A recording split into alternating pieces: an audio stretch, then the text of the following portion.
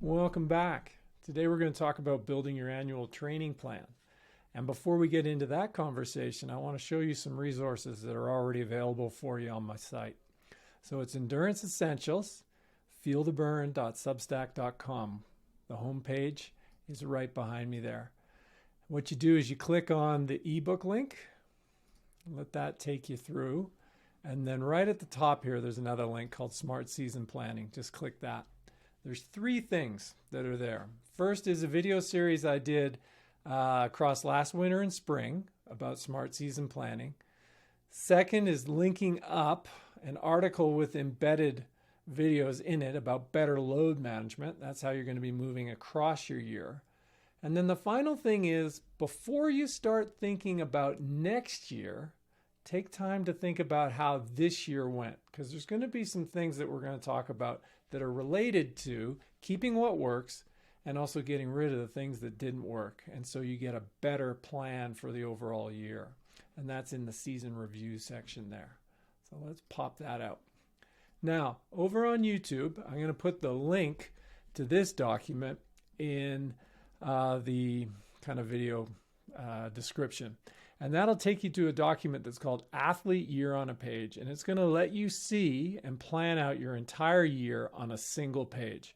What you do there is you just click File and make a copy. You make a copy for yourself and you'll be able to edit it. Change the title to Your Name 2024 and you're good to go. Now, boop. This is mine. And what I recommend you do in terms of starting is just put in everything you're thinking about. And what do we mean by everything we're thinking about? We mean all the travel you're thinking about doing, work, as well as training travel, race travel. Just put all your ideas in. The other things I put in, I live at altitude here in Boulder, Colorado. And so I put in trips where I go to high altitude. I mark that. Those will be the blue shading that you see. And then every time I go down to sea level, I put that in. Those are the green colored squares. And that'll just give me a feel for my altitude stress. The other stressors that I have in my life would be crossing multiple time zones. That's going to be a red cell. Every time I go to the airport and get on a plane, that's another stressor I have. So I mark that. And anytime I do a drive longer than 2 hours, I mark that. So I drop all those things into my annual plan. So before I start thinking about races, training blocks, mesocycles, I just try and get a feel for what I'm thinking about in terms of moving around and just the life stress that I got going on. So there's other things you might want to put in there too. Key days for the family, when the kids are not in school. These types of things. So you put in all your stuff that you're going to need to fit your training around in there as much as you know it. And obviously, all plans are subject to change, but you want to get them in there really as a reality check on kind of what you're thinking. Because particularly if you're in a transition period or a low volume period, it's easy to convince yourself that the answer to the best season ever is just packing my year with stuff. And that's not really how it works. You can get great results from just staying put, repeating the week, and training. So let me give you some tips that I'm going to put in for myself, having kind of lived through last year. Last year, starting from scratch. Didn't have much fitness, as you saw in the building metabolic fitness thing, real limiters at the bottom of my green zone. By the end of that season, the end of the year, had some decent fitness. I had a wide green zone. I was able to do quite a bit of volume on my bigger days and my bigger microcycles. And so I'm more of a balanced athlete. Now my performance level is still kind of mid-pack. I'm not really up at the sharp end just yet, even in a sort of 50 plus type standing, but it'll come. So across the winter, there's some things that I can do now that I'm more balanced, and I just want to highlight these for you. So a run frequency block in November, just try and get my run frequency up. Build volume through frequency, try and improve my run durability. After that's done, going into the Christmas holiday period when I know my kids are going to be off and things are going to be disrupted, just a nice balanced block of training. Probably not high volume because the weather's not going to be great, but swim, bike, run, and strength, and really just a meat and potatoes kind of bland block, but just do the block as we go into that. Now, I kind of hit the wall at the end of February last year and needed to do an unplanned 14-day unload. It would be much better for me if I could just plan it at a time that's convenient for me. And that's what I'm going to do this coming year when my kids are off from school and it's sort of the family holiday season. Why fight it?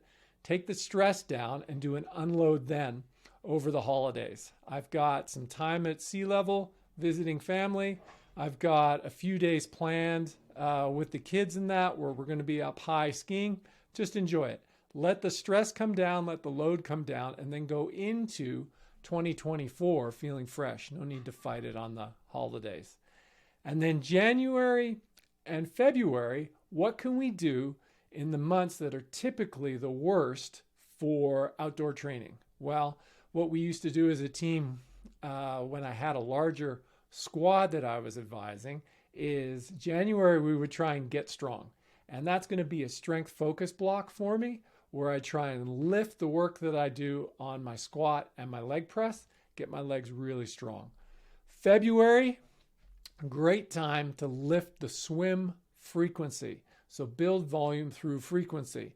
The idea being I roll into early spring, both strong and knowing that I'm swimming pretty well. And as the weather improves, I can focus on my longer workouts as well as getting my bike volume up. And that's really what my plan is through the winter.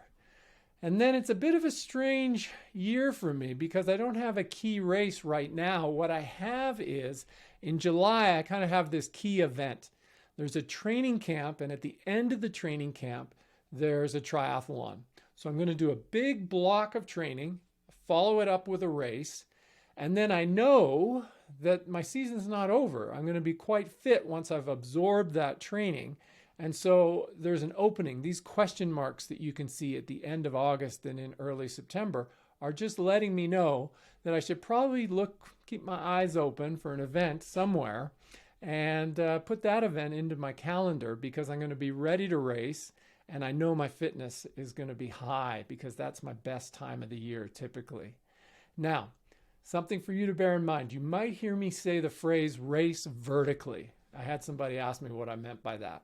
What I mean is, if you're going to try and perform, then stay in the same kind of time zone neighborhood. So maybe one earlier or one later. One of the things I found with my European trips with this past season is I wasn't really in a position to perform because the eight time zones that I crossed left me feeling pretty shattered. Even though I had good experiences on my race days, it wasn't a high performance situation. So I realized that to race well, best is going to be race local, but second best is going to be race close, don't cross time zones, keep myself in the groove. So hopefully that's some ideas for you to get that annual plan put together for yourself. Start by putting all the most important things in first as a reality check. That's a key tip. Thanks for listening.